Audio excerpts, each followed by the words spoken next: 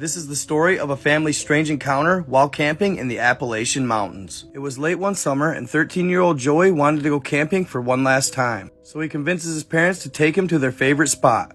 It's located in a small bluff at the base of the Appalachian Mountains. And at the last minute, little Joey decides his uncle should tag along too. So that makes 4 of them. They finish packing up and head out. After an hour drive, they get to their spot and set up the tents. But before dinner, they decide to take a little walk through the woods. While the mother stays back to watch camp, Joey, his dad, and his uncle begin the hike. About 20 minutes into the adventure, the dad and the uncle are having intense conversation about what the NFL is going to look like this year. When suddenly, they realize Joey is gone. They begin looking around frantically and there is no sight of him. Joey, where are you at? Nothing. They have no idea when he disappeared or where he headed. They begin to panic, so they decide to go back to camp, hoping maybe he's already there. But as they approach camp, much to their dismay, they do not see Joey. And just as they're preparing to tell the mother, they hear something. It's Joey. Help! Help! They begin running towards him. What's wrong? There was a monster in the woods. The father and uncle kind of chuckle to each other. See, Joey's about 13 years old, so he really shouldn't be scared of monsters anymore. No, Joey said. It was a monster. He was wearing a hood. Oh, come on, Joey. Now you're just making things up. No, I'm not making it up. Okay, buddy, let's have some dinner. So they all sit around the campfire and eat dinner. And not long after, night begins to fall. And as they're all sitting around the campfire, Joey's mother asks him if he wants some s'mores. No, said Joey, I want to go home. Are you sure? His mother asks. Yes, I want to go home now. All right, well, let's go home. So Joey and his mom go ahead and leave and take her car home, while the dad and the uncle stay back and pick up camp. So about an hour or so later, the father and the uncle finish loading the Jeep and take off. They've gone about 5 or so miles when suddenly the father sees something. What the fuck? Did you see that? See what? Says the uncle. I swear to God, I just seen somebody standing in that 2-track. He looked like he was wearing a hood. Ah, come on now, knock it off, replies the uncle. No, dude, I saw something. So he turns the car around and heads back to the 2-track. As he turns, his lights shine down it. And sure enough, there it stands, a hooded figure with his head down. What the hell? The uncle mutters in disbelief. The father puts the car in park, opens the door, and stands up. He yells, Hey man, you alright? The uncle opens his door and does the same. Do you need help? The figure begins to slowly pick his head up. It looks like a man with an abnormally large smile. He begins to slowly chuckle.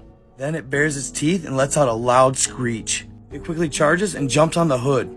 Father throws it in reverse and stomps the gas. The beast falls.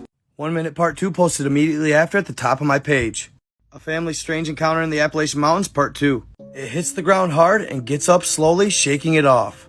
By this time, the father's to the road and slams it in drive. What was that? He asks with urgency. I don't know, the uncle replies. Before he knows it, he's going 70 miles per hour. And just as they're getting comfortable thinking they got away, the uncle's eyes get big. He's staring out the driver's side window. Look!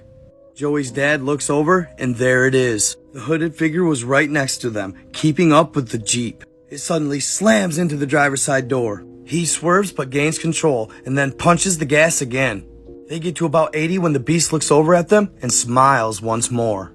And suddenly, it would just stop in its tracks and stare at them as they drove away. They finally get home, never letting off the gas the entire drive. They decide not to tell Joey and his mother.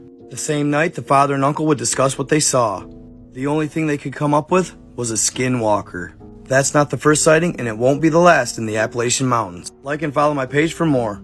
This is the story of an animal control officer's strange encounter in the Appalachian Mountains. It was early one morning when the local animal control officer of a small town in West Virginia got a routine phone call. It was the new township doctor again. Lately, he had been receiving reports from her daily. She and her husband, who were both doctors, had just moved to the area. Originally, they had tried to set up a new office, but it's so rural where they were located that people were few and far between. So it wasn't long before the wife started feeling the people's need of an in-home doctor. As a result, she would often encounter homeowners' dogs. So she would call John, the only animal control officer in the county. And even though the people would often hide the dogs before he got there, he would take her call every time. But this particular call would be different. She would explain this house is way off the beaten path, and that as she was taking care of one of the children, she heard an odd noise coming from the bedroom. It was a low growl that sounded like a mountain lion.